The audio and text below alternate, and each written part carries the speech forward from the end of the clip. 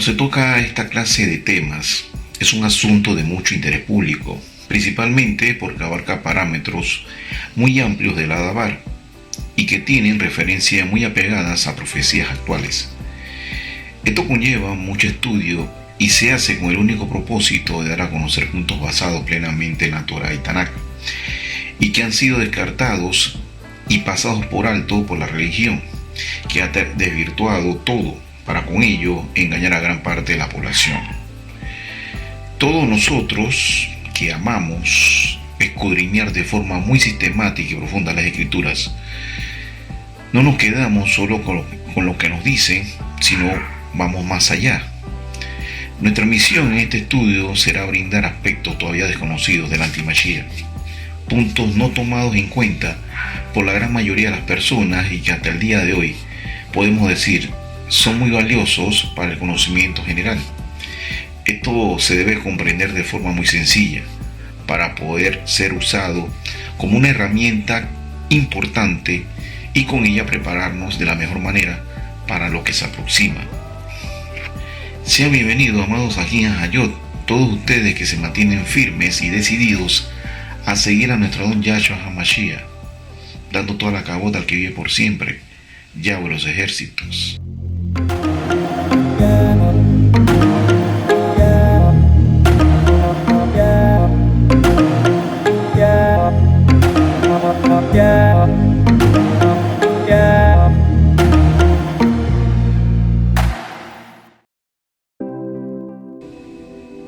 El anti-Mashiach entre nosotros.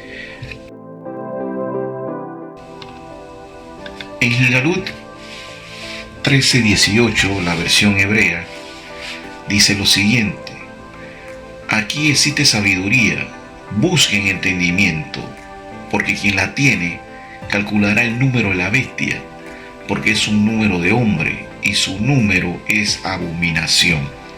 ¿Sí? La Kibbutz HaKodesh fue escrita con parámetros muy estrictos en su composición escritural, señalando muchas veces aspectos literales de forma directa como indirectamente, mostrando en muchas ocasiones un sentido poético y literario, como al mismo tiempo escondiendo conceptualidades a la vista del lector y que solo se determinan o se descubren al buscarlas en su idioma original, el hebreo antiguo. En el hebreo antiguo, la conceptualidad escritural está basada muchas veces en el uso de la numerología, principalmente para poder descubrir datos escondidos que están enmarcados en acertijos, por así decirlo, y que nos llevará al Emet que tanto buscamos. Tanto en el libro de Daniel como Galut, libros completamente proféticos, este principio que estamos señalando se usa de forma muy sutil.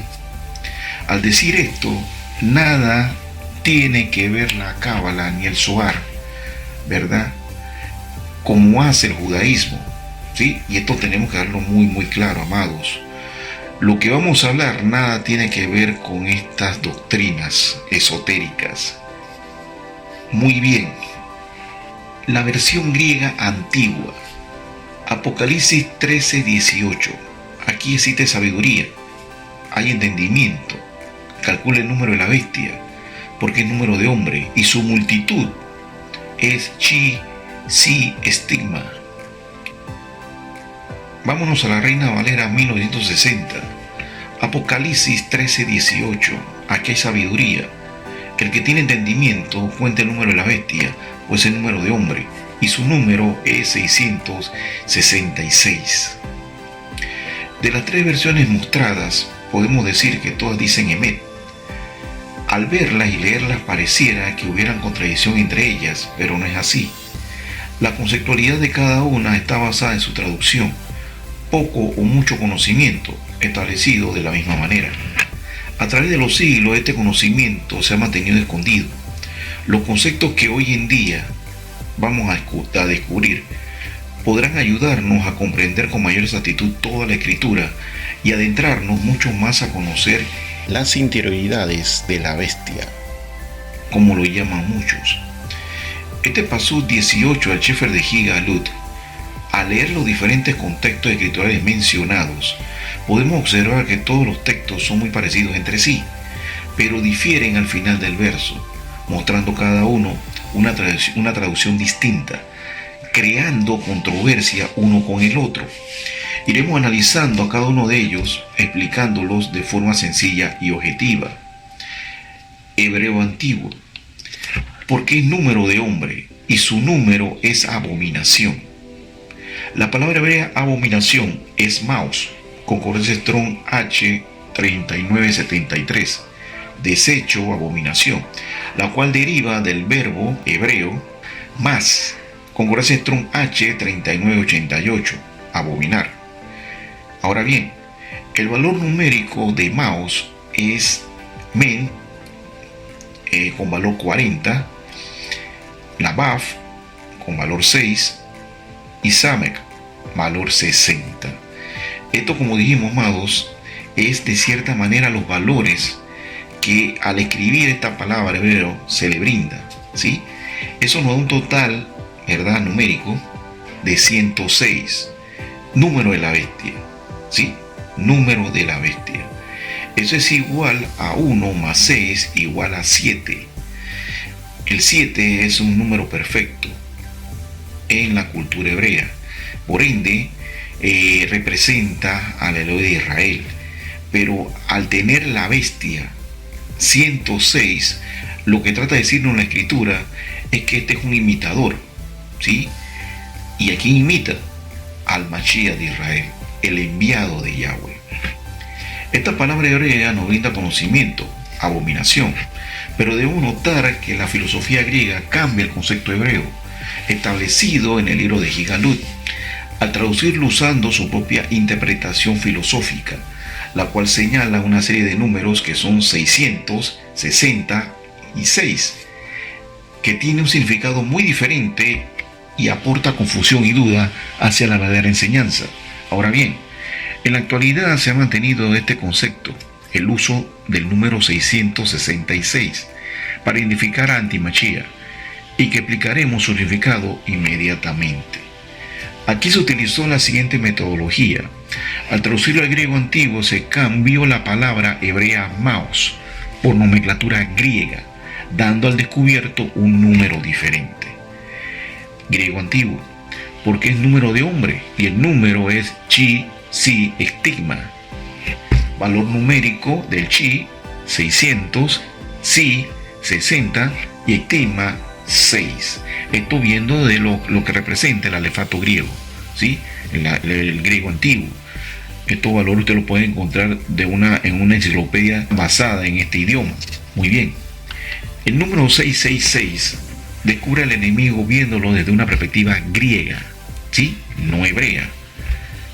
Cuando decimos que el 666 tiene un valor, una filosofía utilizada griega, no representa con esto que estemos hablando algo falso, sino que las filosofías, al cambiarla, su metodología es muy diferente. Pero el caso de este estudio, vamos a basarnos directamente en ese concepto, en la cual daría el mismo principio al tener una filosofía hebrea. Al final se descubre quién es la bestia o qué atributos tiene este personaje que vendría en los tiempos finales.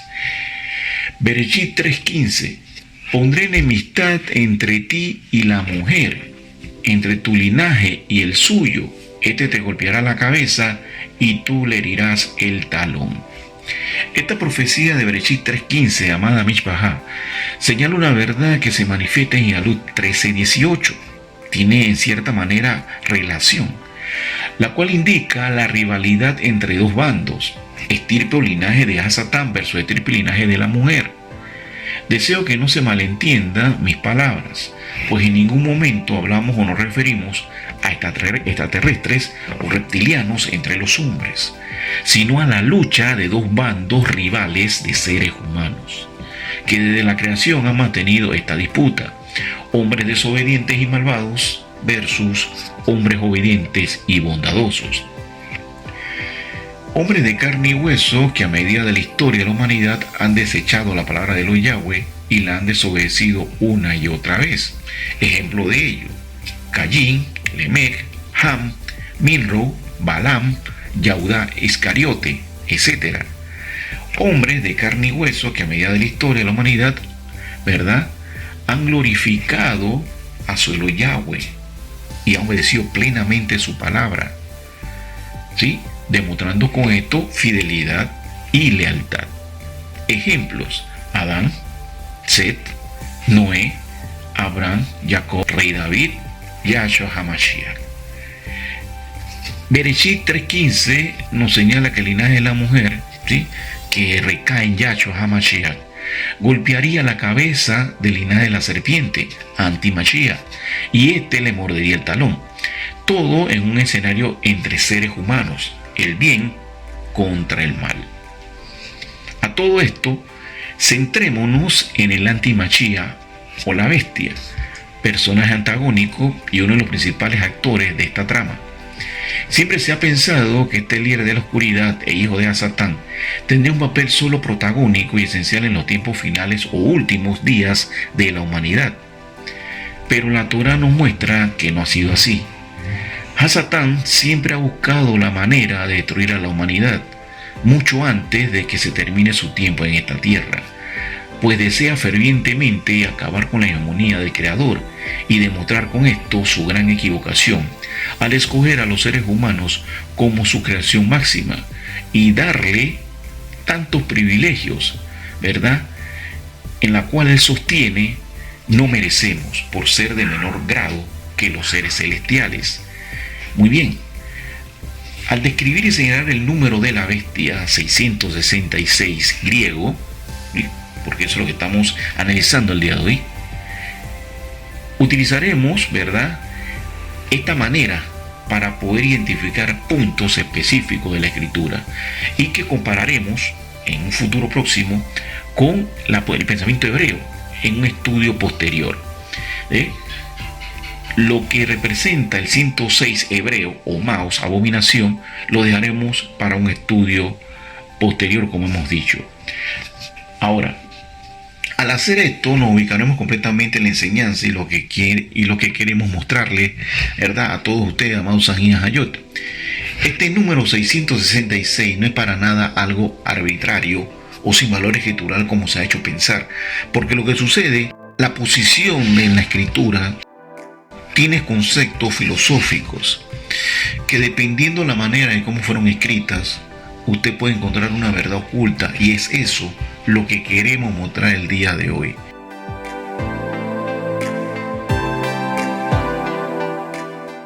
Ahora, el significado profético, ¿verdad?, de este número trasciende lo que un momento dado la escritura hebrea nos confirma, ¿sí?, a través del tiempo, y lo que nos muestra es las veces que el Anti-Mashiach ha intentado destruir a la humanidad por medio del poder brindado por su padre a Satán, ¿sí? El hombre fue creado en el sexto día de la creación, por lo tanto está sellado con el número 6, ¿sí? Ya vemos, no está muy lejos de lo que un momento se muestra o se enseña. Bereshit 1:26, entonces dijo Elohe, hagamos al hombre a nuestra imagen, según nuestra semejanza. Ellos gobernarán los peces del mar, las aves del cielo, el ganado, toda la tierra y todo lo que se arrastra por el suelo. Y Elohe creó al hombre a su imagen, a imagen de Elohe los creó, varón y hembra los creó. Bereshit 1:31, y Elohe vio todo lo que había hecho y lo encontró muy bueno, y esa tarde y esa mañana formaron el sexto día. Puesto que 6 es 7 menos 1 y el 7 es el número de la totalidad, el 6 tiene una relación inseparable con el hombre. Lo define y lo representa de forma implícita con la imperfección. Este es el número del hombre sin Yahweh, de manera que el número 6 indica las limitaciones que posee el hombre como un simple mortal. Adán fue el primer hombre, y en hebreo el significado va atado a la profecía del Anti-Mashiach. Adán, concordancia Strong H 120, hombres, ¿verdad?, un ser humano. Higalut 13:18, porque es un número de hombre, y su número es Chi, Si, Estigma. El número que nos brinda el griego antiguo, como hemos dicho, es 666, que en un pensamiento hebreo su significado va más allá que una simple marca o número. El significado de este valor numérico para nada debe interpretarse de la misma manera o pensamiento cristiano. Una marca en la mano o la frente, marca que ya muchos de ellos tienen en sus corazones a partir del momento que se vuelven idólatras y rechazan la verdad de la Torá.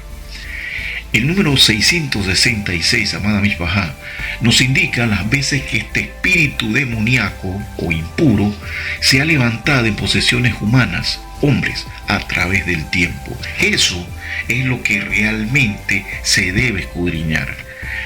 Ya este espíritu impuro lo ha hecho en 2 ocasiones anteriores, en diferentes circunstancias y tiempos, y no ha logrado su objetivo. Y eso es lo que vamos a ver. El de destruir la autoridad de Elohim Yahweh y al mismo tiempo avasallar a toda la humanidad. El antimachía o la bestia fue y será un hombre de guerra, un genio militar, inteligente, astuto, audaz, carismático, buen orador y sobre todo convincente, que ha vivido y experimentado del pasado sus vivencias y presume de un historial de invencibilidad. Una vez que llegue a la escena mundial, actuará como el mismo Machía, salvador del mundo. Todos se tragarán el anzuelo junto con todas sus mentiras. Creerán completamente todo lo que diga y confiarán y se dejarán llevar por su condición de líder. Tesalonicenses 2:11. Por esto Él les enviará un poder engañoso para que crean en la mentira. Ahora, por lo tanto, el número 666 representa el número de veces que el linaje de Satán se ha manifestado y se manifestará en la tierra como un hombre. Él se ha encarnado en cuerpos humanos 2 veces de un total de 3. 6, un ser humano, el siguiente 6, el segundo ser humano, y el tercer 6 que formaría, ¿verdad?, el número 666, sería la tercera vez que este espíritu inmundo, ¿verdad?, posee un ser humano para tal fin. De todo esto, amados, Gigalú 17:8 dice: la bestia, ¿verdad?, que has visto era y no es, y va a subir del abismo y va a la perdición. Los habitantes de la tierra cuyos nombres no están inscritos en el libro de la vida desde la fundación del mundo, se maravillarán cuando vean a la bestia que era y no es y será. ¿Qué tan importante es conocer a nuestro adversario? Si fuera un juego de ajedrez, conocer a nuestro contrincante es muy importante. Su conocimiento, sus movidas, su pensamiento, su actitud en el juego nos brindan cierta ventaja para tomar decisiones esenciales y poder con esto ganar el juego. En este caso, nuestro adversario, el antimachía o bestia, tiene una ventaja formidable. ¿Cuál es esa ventaja? Él ya ha jugado esto 2 veces y ese conocimiento lo va a utilizar en contra nuestra. No debemos ver esta condición como una derrota anticipada, para nada, sino algo que podemos usar para protegernos o anticiparnos a los hechos que sabemos Él va a utilizar. Ser prevenidos y pausados en una magnífica estrategia. Él ha dejado huellas en su comportamiento y actitud a medida de los siglos, factores que podemos usar para con ello no caer en sus engaños. Esta información es de suma relevancia para identificarlo y no caer en su trampa.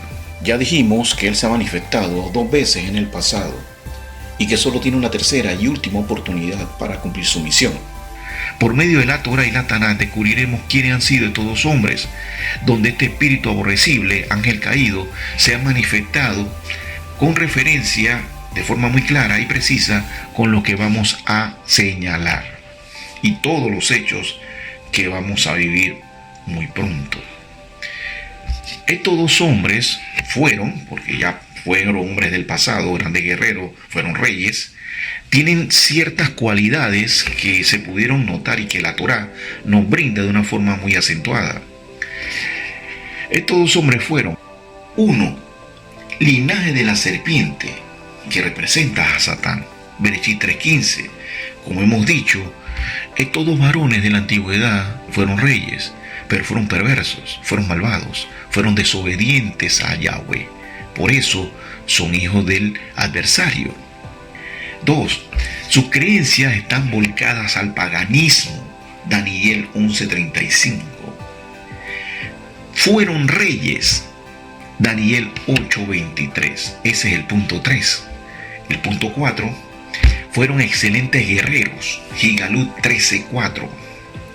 5. Se creían dioses. Daniel 11:36-38. Y eso lo vamos a ver pronto, ¿verdad?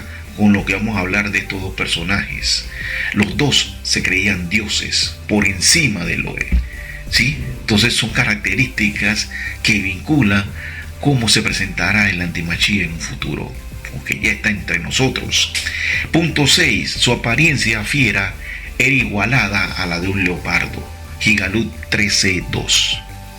Tengamos presente estos 6 puntos, amada Mishpajá, para corroborar por medio de la Tanakh todo lo que vamos a decir.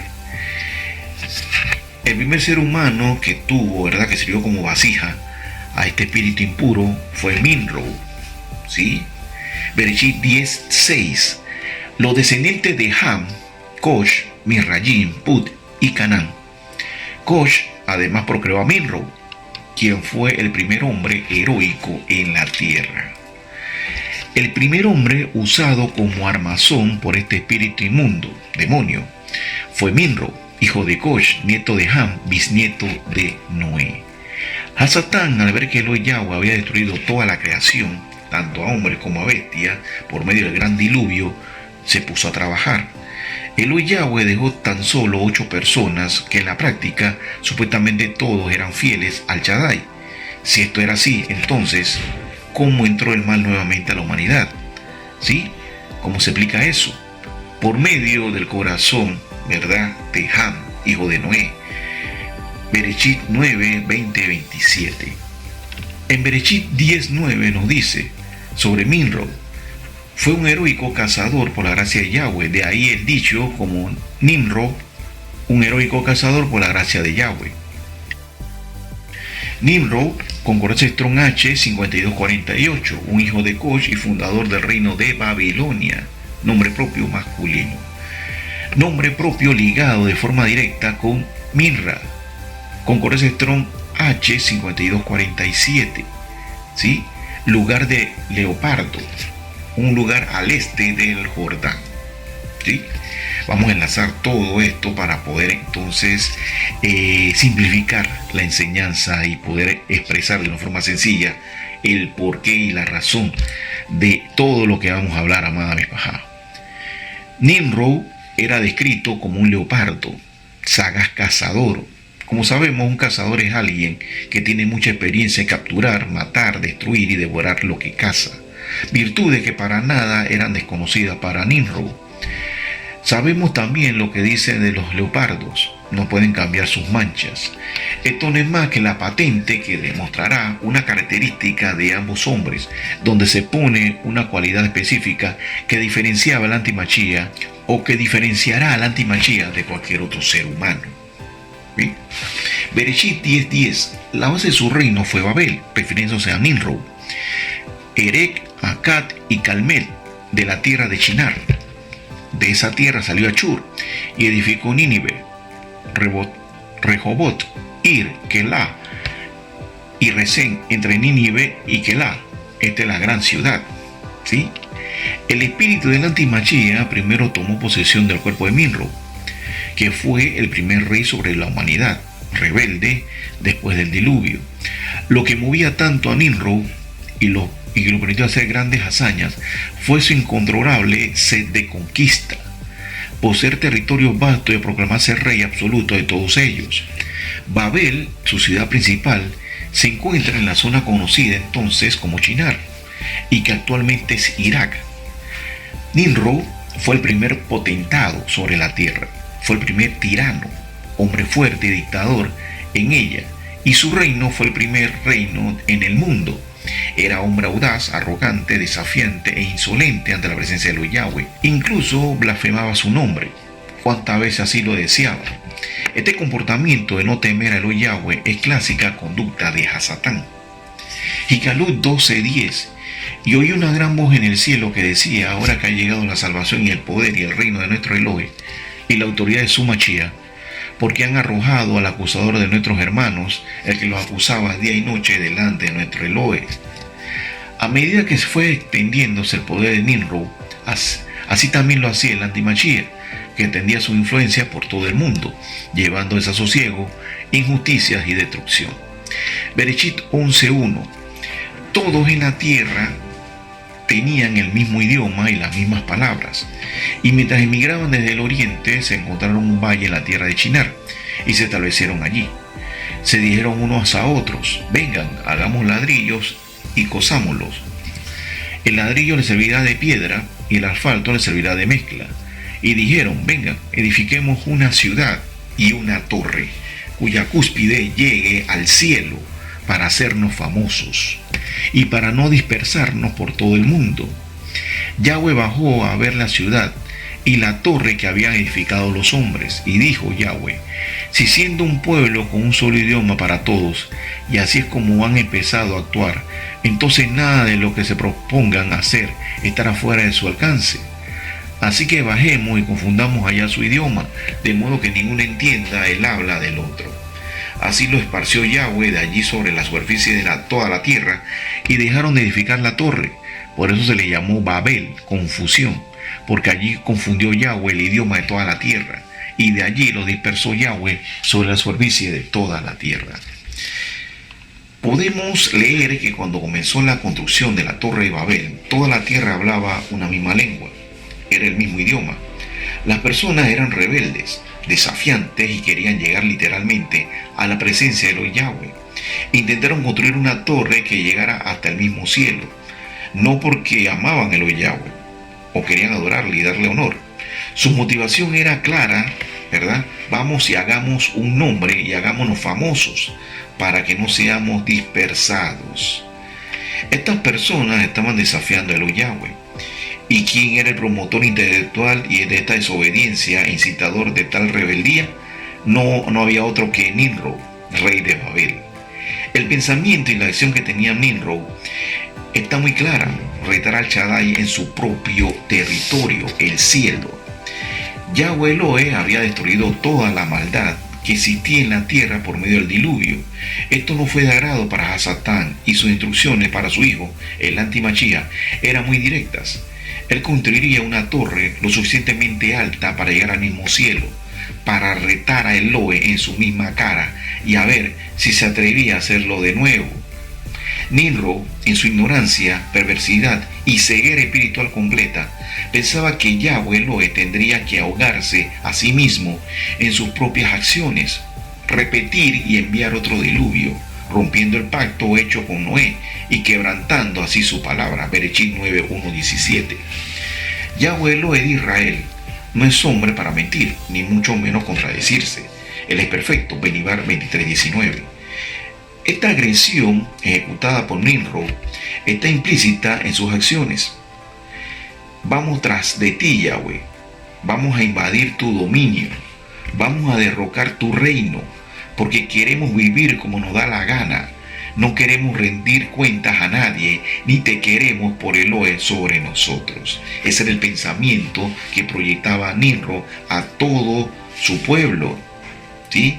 Incluso hoy observamos esa misma actitud cada vez más frecuentemente. La rebeldía, la desobediencia, el rechazo a la verdad y sobre todo la mentira y la injusticia son valores ejercidos en esta sociedad en que vivimos. Esa misma actitud será prevalente en la futura tribulación, descrita en Gigalut 9:18-20 y 16:9-11 y 20. A pesar de los juicios que se acercan, las personas en la tierra no se arrepentirán y seguirán desafiantes, de la misma manera como lo fueron en Babel, cuya rebelión fue lo suficientemente significativa para captar la atención de Elohe. En la actualidad, la ciencia, por medio de la arqueología, ha determinado que la Torre de Babel era una plataforma alta, donde en su cúspide se edificaba un templo dedicado a Marduk, deidad pagana y dios principal de toda esa tierra. Su representación no era más que un gran dragón o serpiente con dos cuernos. Así, la torre, además de ser un símbolo de insurrección, y rebeldía, era también un símbolo de idolatría. Era un templo a un dios falso y pagano. Es asombroso cómo la historia se repite. Esta deidad llamada Marduk no era otro que el dragón, la serpiente antigua, que es Hasatán, Gigalut 12:9. Una vez más, el paralelismo entre esta historia y el futuro periodo de tribulación que se describe en Gigalut y Daniel son incontenibles, ¿sí? Es impresionante cómo se relaciona el pasado con el presente y en la cual el futuro está marcado a repetirse lo mismo. Gigalut 13:4. Y adoraron al dragón porque le había dado autoridad a la bestia. Y adoraron a la bestia diciendo: ¿quién es semejante a la bestia? ¿Y quién puede combatirla? ¿Sí? Eso, amados aquí en Hayot, es la verdad de lo que ha sucedido a medida del tiempo y que el pasado se vuelve a repetir. En este caso, el número 6, el primer 6 de esa terminología griega, corresponde a Nimrod, rey de Babel, y el cual hemos expresado su historia de una forma directa por medio de la Tanaj y la Torah. Vámonos al segundo personaje. Ya conocemos el primer número 6, que es Nimrod. El segundo 6, de esa fórmula, es Alejandro Magno, y la escritura no nos deja mentir. A pesar de ser conocido y nombrado casi siempre como el gran líder, y donde se ha escrito más acerca de él que cualquier otro personaje en la historia, con la notable excepción de Yahshua HaMashiach, sigue siendo un personaje enigmático, misterioso y oculto en muchas facetas de su vida, y de las cuales no se conoce casi nada hasta el día de hoy.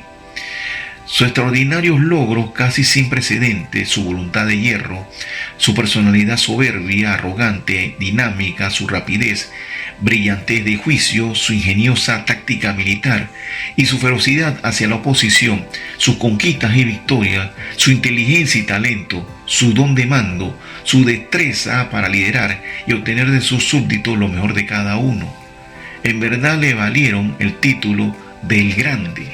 Fue llamado también Señor de Asia, Hijo de Dios, Gran Rey y Dios. Así, la historia presenta a Alejandro Magno. El anti-Mashiach esta vez fue más allá, ¿sí? Este segundo personaje, el número 6, el segundo número 6, fue mucho más allá en la persona de Alejandro Magno, Alejandro el Grande. Aunque parezca difícil creerlo, dio un nuevo rumbo a la historia. Su gobierno marcó un punto decisivo en el devenir de Europa y Asia. Su sed de conquista y destrucción lo llevó a cambiar los parámetros establecidos hasta ese momento en el mundo antiguo, dejando enseñanzas muy bien aprendidas a su contraparte romana. Gran parte de nuestra cultura occidental, paradójicamente, se le debe a Alejandro Magno, si no lo sabía. Este logró la difusión de un pensamiento y una filosofía pagana, muy lejos de la justicia de la Barut Torah, y que en la actualidad forman un sinnúmero de religiones que deben a Alejandro Magno su propagación. De alguna manera, debido a sus grandes logros en diferentes partes del mundo antiguo, y que hoy en día son pautas que rigen religiosamente hablando el devenir del mundo. Su vida y sus hazañas han sido el tema de muchas historias. Era un hombre atractivo y de constitución atlética, alumno del famoso filósofo griego Aristóteles durante su adolescencia. Sus intereses incluían desde la ética y la política, a la botánica, a la zoología, la geografía y la medicina.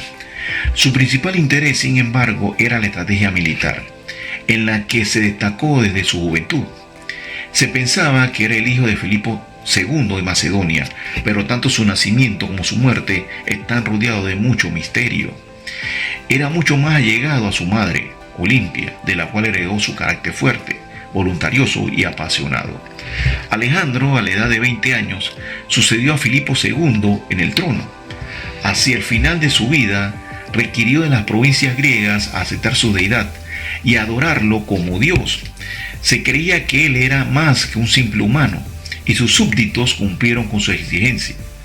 Fue proclamado oficialmente un dios y después de su muerte recibió honores divinos a través de su imperio. Sus devotos seguidores aseguraban que no había muerto en absoluto, pero que solo había salido del reino de los mortales. Incluso buscaba su guía en sueños, en lo que también afirmaban haber visto a Alejandro vivo, vestido con vestiduras reales, dando órdenes y gobernando los asuntos de su reino. Su cuerpo fue embalsamado en Egipto, fue colocado en un sarcófago de oro y luego desapareció misteriosamente. Hasta el día de hoy nadie conoce su paradero.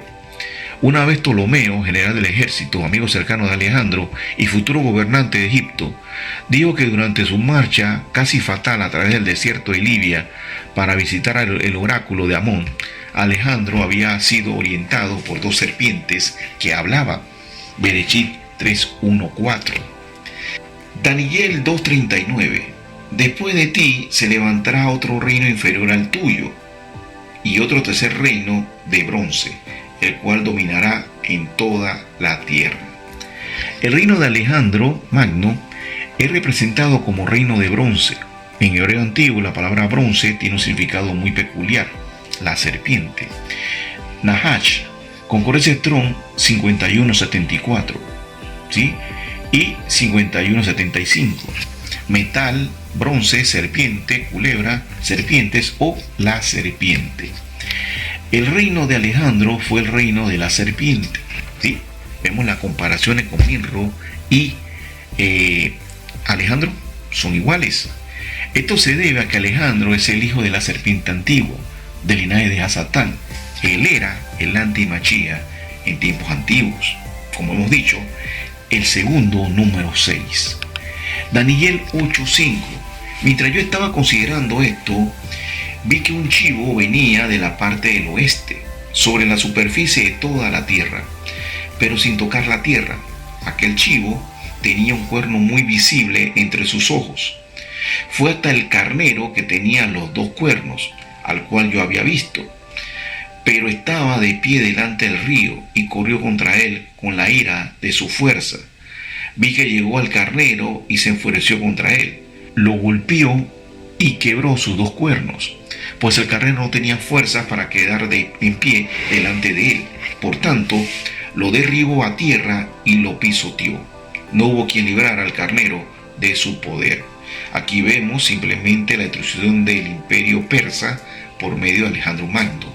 La escritura en Daniel 8:5 al 7 nos da esa disyuntiva, nos presenta el poder de Alejandro Magno por medio, ¿verdad?, de la destrucción del imperio persa. Daniel 8:20.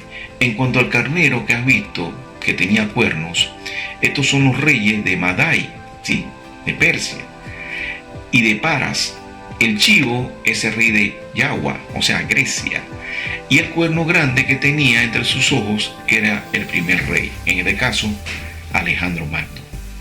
Aquí el profeta Daniel nos describe el primer rey de Grecia, que es el chivo, el macho cabrío, Hasatán, representado por su linaje, el hijo de la serpiente, Alejandro Magno, como hemos dicho. Daniel 8:8. Entonces el chivo se engrandeció de sobremanera, y estando en su mayor poderío, aquel gran cuerno se quebró, y en su lugar crecieron otros 4 cuernos muy visibles hacia los 4 vientos del cielo. Alejandro murió en el palacio de Nabucodonosor II, rey de Babilonia. Le faltaba poco más de un mes para cumplir 33 años de edad. Existen varias teorías sobre la causa de su muerte, que incluyen envenenamiento por parte de personas muy allegadas a él. Otros señalan que pudo ser la fiebre del Nilo o una recaída de la malaria que contrajo en el año 336 antes de la época común. A pesar de los intentos de mantener unificado el imperio macedonio o griego, este acabaría por dividirse en 4 reinos independientes, los cuales fundaron sus propias dinastías. Daniel 8:22. El cuerno que fue quebrado y en cuyo lugar aparecieron 4 cuernos significa que 4 reinos se levantarán de esa nación, pero no con la fuerza de él. Ahora bien, el verdadero antimachía debe cumplir con la descripción precisa de la Tanakh en su totalidad, en forma perfecta y sin esfuerzo. Veamos, a Alejandro cumplió con estos requisitos. El segundo Antimachía fue 1. Ser el hijo de Satán, linaje de la serpiente, Bereshit 3.15. Alejandro Magno lo cumplió a perfección. La Tanaj y la historia secular así lo establece. Ninguna otra persona famosa en la historia ha podido cumplir tan exactamente la escritura. 2. El pensamiento filosófico y creencias de sus antepasados estaban volcados a la idolatría, Daniel 11.37. Alejandro lo cumplió perfectamente. Los antiguos griegos adoraban a múltiples dioses y diosas, y él, al pasar el tiempo, creyó ser parte de esa divinidad y se proclamó Dios. 3. Tuvo una boca que habla grandes cosas, Daniel 7.20. Alejandro lo cumplió. Todo su deseo y sed de conquista lo logró. Aquello que era impensable para muchos, para él nunca fue un obstáculo. 4. Fue un rey, Daniel 7.24, Gigalut 17.10-12. Alejandro lo cumplió. El heredero del reino de su padre Filipo II, y que conquistó toda Grecia, Egipto y Persia, todo el mundo conocido. 5. Fue un rey de rostro fiero, semejante a un leopardo, Gigalut 13.2, Daniel 8.23. Alejandro lo cumplió. En vida, sus vestiduras representaron todo lo que la escritura señala: un casco con cuernos y un emblema de leopardo como collar en el pecho. 6. Fue un genio militar y proyectaba un don de ser invencible, Gigalut 13.4. Alejandro lo cumplió. No hay mayor genio militar en la historia de la humanidad. Su absoluta genialidad y su reputación de invencibilidad son hechos históricos establecidos. Alejandro nunca perdió una batalla. 7. Fue un hombre, Gigalut 13.18.